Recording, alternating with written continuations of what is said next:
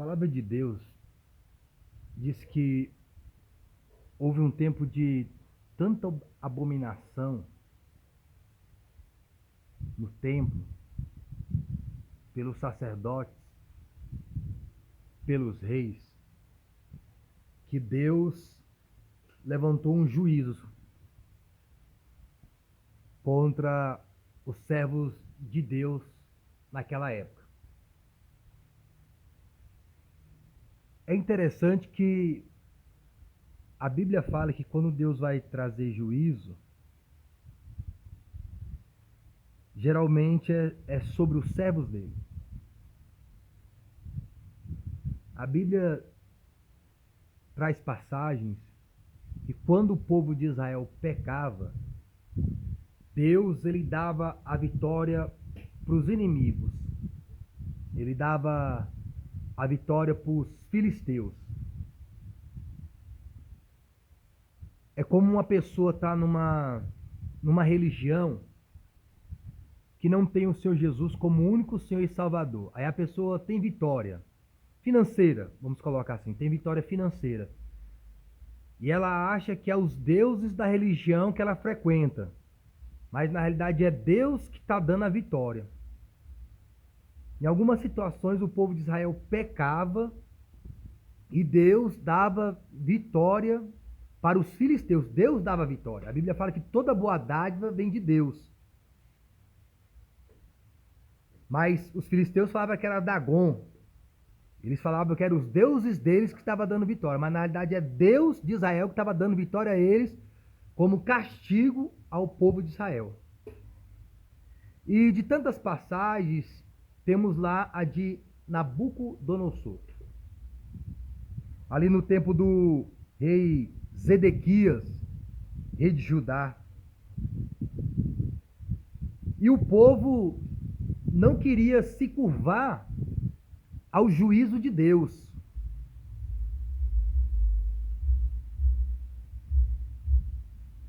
E pelo povo não querer se curvar ao juízo de Deus, Deus ele apertava mais. Era vez de ser jugo de madeira, ia ser jugo de ferro. Houve uma certa ocasião, na reeleição da presidenta Dilma, e Deus tinha me mostrado que ela ia ganhar a reeleição, porque os crentes estavam confiando muito em político.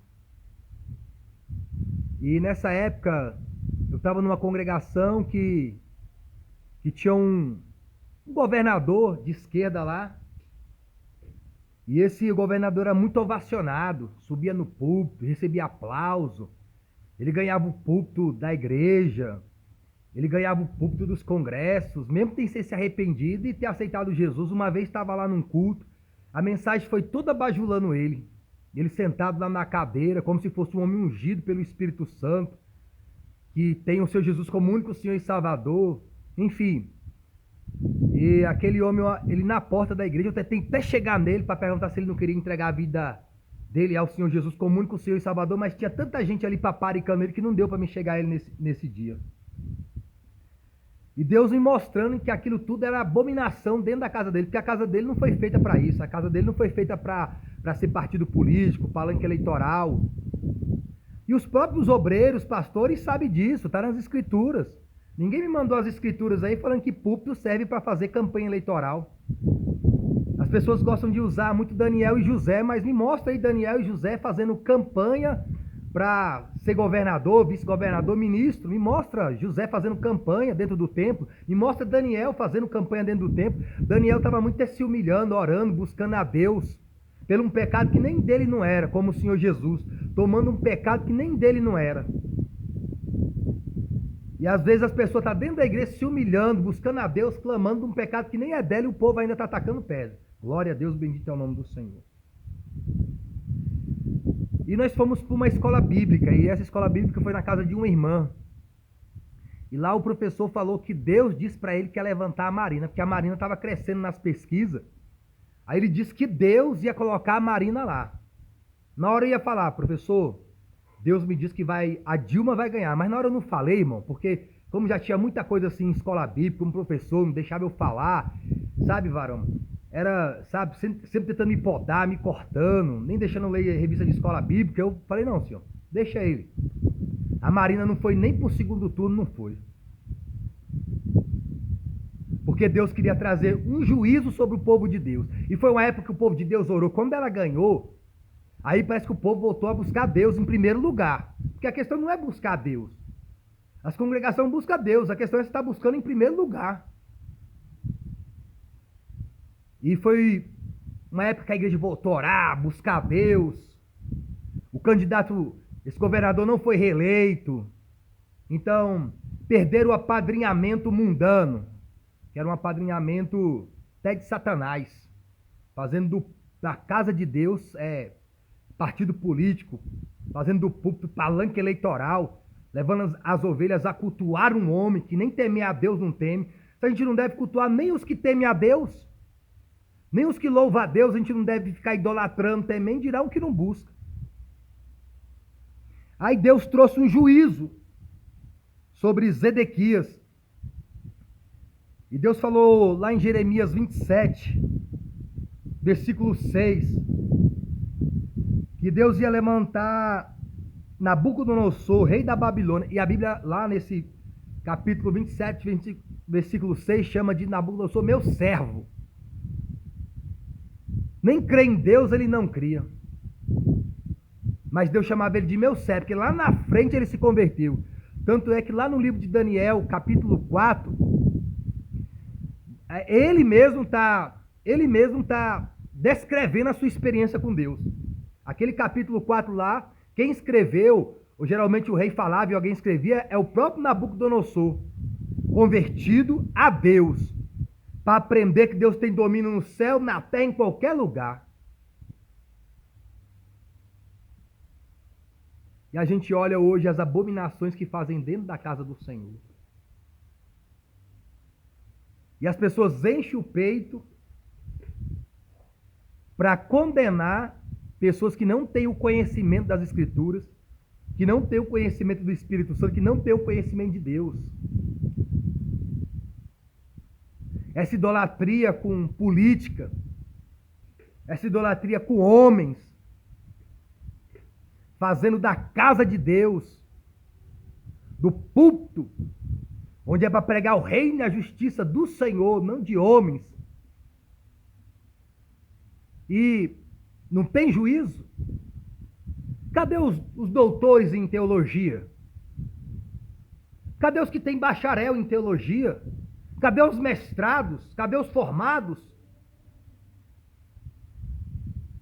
Eu lembro de uma vez do pastor perguntando: alguém já viu algum político aqui no púlpito? Só um levantou a mão.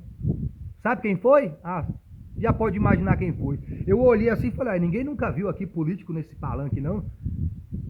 Porque parecia um palanque o púlpito da igreja. Cadê a doutrina do Espírito Santo? Cadê a doutrina do Senhor Jesus? Cadê a doutrina dos apóstolos? Porque essa doutrina de fazer da casa de Deus casa de partido político não é a doutrina dos apóstolos. A Bíblia diz no Atos 5, versículo 42, diz que todo dia eles estavam no templo e nas casas, e não cessavam de ensinar e de anunciar o candidato? Partido político? Não.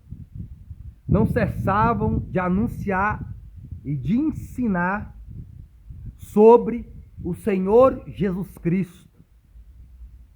A casa de Deus foi feita para anunciar Deus. A casa de Deus foi feita para anunciar o Senhor Jesus. A casa de Deus foi feita para anunciar o Espírito Santo, a salvação, a cura, a libertação, a morte, a ressurreição do Senhor.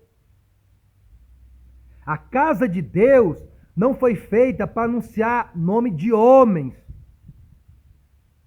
que não podem salvar, curar ou libertar, pois eles mesmos estão precisando de libertação, cura e salvação. Até quando vocês vão viver no pecado, na iniquidade? Até quando não vão se arrepender, se humilhar, orar, buscar a face de Deus em primeiro lugar? Até quando vai fazer da casa de Deus covil de lobos? Até quando? Até quando vir um juízo? Depois da morte vai pedir perdão? Depois da morte vai pedir misericórdia? E todos os dias no templo e nas casas não cessavam de ensinar e de anunciar a Jesus Cristo. Não era Lula, não era Bolsonaro, ou quem quer que seja. Era o Senhor Jesus. Quem você está anunciando na casa de Deus? Quem você está anunciando no púlpito? O Espírito Santo é manso como uma pomba. Mas no dia do juízo ele vai ser tão agressivo como um leão faminto. Ou como uma leoa que defende os seus filhotes.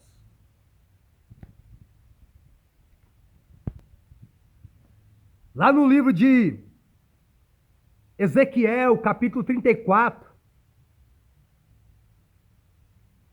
fala lá dos pastores que se apacentam a si mesmos. Comeis a gordura e vos vestir de lã e degolais o cevado, mas não apacentai as ovelhas. Apacentar aqui, irmão, é para Deus, não é para o homem, não. Não é para partido político, não. Não é para candidato, não. Apacentar é para o reino de Deus, não para o reino dos homens. A fraca não fortaleceste, a doente não curaste, e a quebrada não ligaste, e a desgarrada não tornaste a trazer, a perdida não buscaste, mas dominais sobre elas com rigor e dureza. Porque quem não fazer parte é visto como inimigo, né? Quem não fizer parte é visto como satanista.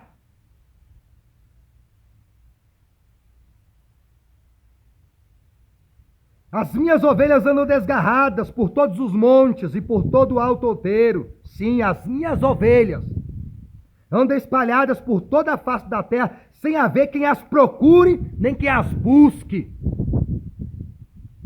Deus te levantou para ser pastor de ovelha ou pastor de bode?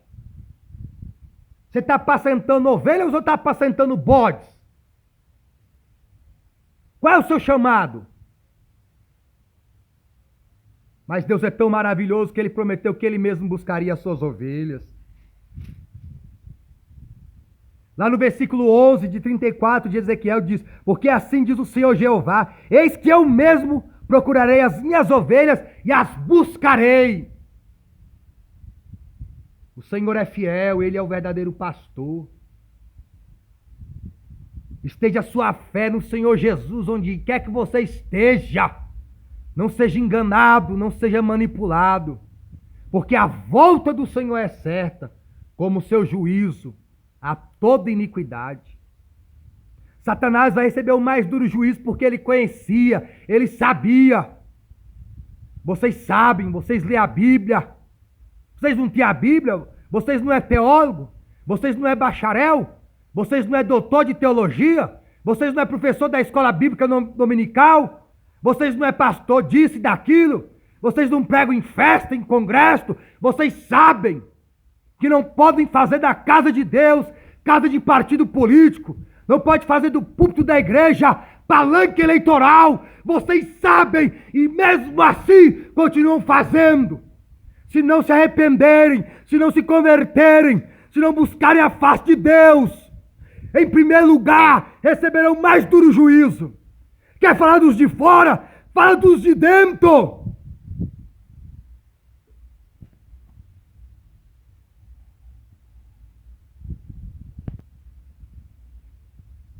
Mateus 23, versículo 30 em diante. E dizeis: Se existíssemos no tempo de nossos pais, nunca nos associaríamos com eles para derramar o sangue dos profetas. Assim vós mesmos testificais que sois filhos do que mataram os profetas. Enchei vós a vossa medida de vossos pais, serpentes, raça de víboras, como os escapareis da condenação do inferno. Portanto, eis que vos envio profetas sábios e escribas. A um deles matareis e crucificareis, e a outro deles açoitareis nas vossas sinagogas, e os perseguireis de cidade em cidade, para que sobre vós caia todo o sangue, do sangue justo, que foi derramado sobre a terra, desde o sangue de Abel, o justo, até o sangue de Zacarias, filho de Baraquias, que matastes entre o santuário e o altar, matando os profetas de Deus, aqueles que entregam a mensagem de Deus no altar, na casa de Deus, no templo de Deus. Em verdade vos digo que todas essas coisas hão de vir sobre esta Jerusalém, esta geração. Jerusalém, Jerusalém, que mata os profetas e apredeja os que te são enviados. Quantas vezes eu quis ajuntar os teus filhos, como a galinha que ajunta os seus pintos debaixo das asas, e tu não quisestes. Eis que a vossa casa vos ficará deserta. Porque eu vos digo que desde agora não me vereis mais, até que digas: bendito o que vem em nome do Senhor. Maranata, vem, Senhor Jesus. Oh, glória a Deus, Santo Deus!